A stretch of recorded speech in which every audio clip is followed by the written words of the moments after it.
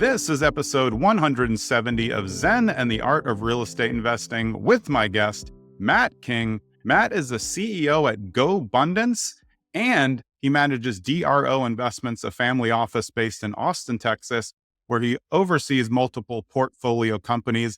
But Gobundance, if you didn't know, is a high-level entrepreneurial group that has been going for a long time, and Matt is running that now. Matt, welcome to the show. Yeah, thank you so much for having me. Thank you for your flexibility in getting this booked. I know we had it on the calendar a couple of times and had to slide it, so I'm honored to be talking to you today. Yeah, well, I'm excited to work through that and get you here because I knew this was going to be a great episode.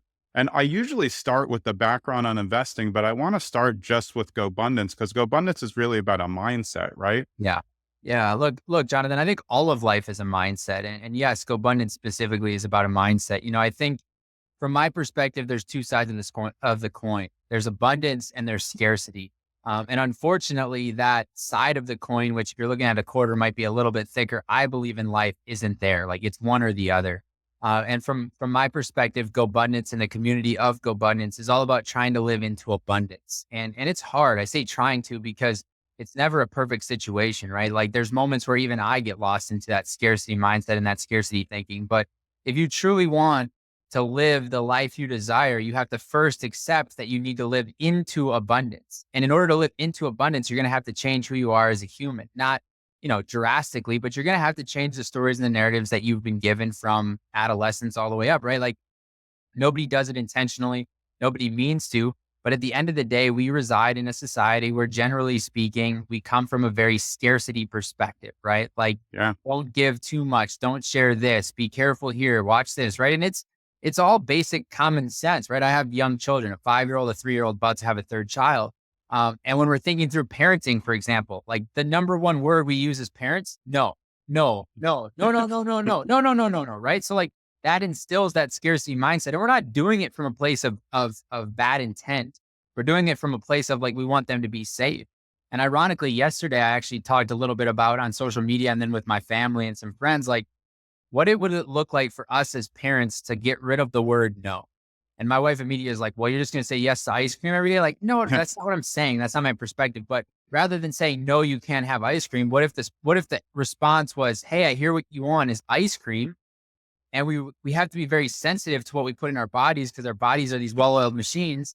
And today might not be the best day for ice cream. Would you like to have it tomorrow or the next day instead? And just Yeah. reframe things, right? Reframe things from a curiosity perspective rather than like a limitation and no perspective. So I believe GoBundance is going to change the world. I believe we already are changing the world.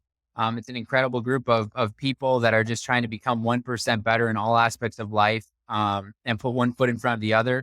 Do so with vulnerability, do so with accountability, do so with consistency, and do so understanding that we're not perfect. And so it might be one step forward today and tomorrow might be a half step back. But the question is how long will we choose to stay in that rut? And I Yeah. tell people all the time, Jonathan, that the only difference between a rut and a grave is how long you choose to stay there. So on this journey, on this path toward abundance, you just can't choose to be stagnant. You've got to recognize, wow, today didn't go the way I had desired. Tomorrow's a new day. Get up, make your bed, and move on. When you eventually got up to buying whatever was the first piece of real estate that you bought, what was the thing that pushed you to finally do it? Was it a personal purchase or was it an investment? So the first deal we ever did was an investment. And it was a flip. And it was just kind of like, you're either going to talk about it or you're going to be about it. And I just got sick of talking about it. Like I got sick of looking at my goals every year, like flip one property, buy one property. And I was just like, screw it. Let's just do it. Right. And so that was the first thing I did. And then the second deal I did was my personal house in Austin. And I was a small town kid, grew up in Wisconsin. And I'll never forget when we were buying our first house in Austin. David Osborne, who I work for, was like, you need to buy this house. It's an incredible deal. And I was like, dude, it's 1,300 feet and $275,000. Like, what are you talking about? Right. I always thought my first house would be like 80 grand, 90 grand. Like that's kind of Yeah. like, so I was just delusional. But again, I leaned on my mentor. I leaned on people that I trusted. And I said, okay, great. We'll buy the house. And, turned out to be one of the best decisions we ever made. We, bought it for 275, sold it for 584 and parlayed that into our next. So like, it just kind of like compounded. And, I think the thing that I would just encourage, Jonathan, is like, the power of momentum. There is momentum that happens in life if you're willing to say yes and try things. Now, you don't want to say yes blindly and trust that everything is just going to roll in your favor, because that's delusional and it's not going to work. But at the end of the day, people, I think, discount how powerful momentum is for good and for bad. And if you even think about it with regards to working out, right? If you haven't been working out for 30 days and you're like, I'm going to work out today, like the first 15 days are hard, but by day Yeah. 16, you're like, this is what I do. Right. And so I just sort of built the muscle over time to say yes to opportunities that crossed my path, so long as they were in alignment with my vision. And that has given me momentum in life to continue to say yes. And it's uncomfortable and it's scary. Don't get me wrong. Like, it's all of those things. It's not easy. And I understand that, like a snowball, my decisions will build momentum. You want your partner on board, of course. You want your family involved, because this is, most people are looking for generational wealth, which creates time freedom for us. And then, for your kids in the future. When you started investing, were you thinking generationally, like, hey, we're going to have kids someday? This is what I want it to be? Yeah, absolutely. I've always been determined and focused on this concept of generational wealth. Like, there's no excitement for me to just do it for me. That just doesn't do anything for me. There's always been this idea around like what generational wealth can do for my family, my friends, my communities, etc. And I've always had this burning desire, if you will, to really change the world. Like, and people say it's cliche, but like, really, that's what gets me up every day is like, can I leave the world a better place?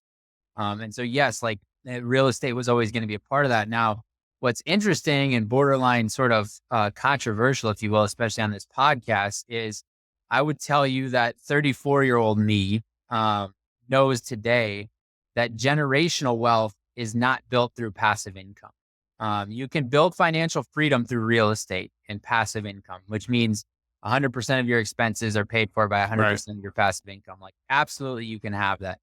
But if you want to build true generational wealth, unless you own business or have some sort of cash machine to then dump into real estate, I think real estate is not the vehicle to doing that. And so while real estate is still front and center for me in a lot of the actions I take and a lot of the investments I make, I understand now that the plan I have for my life is going to require more than just real estate.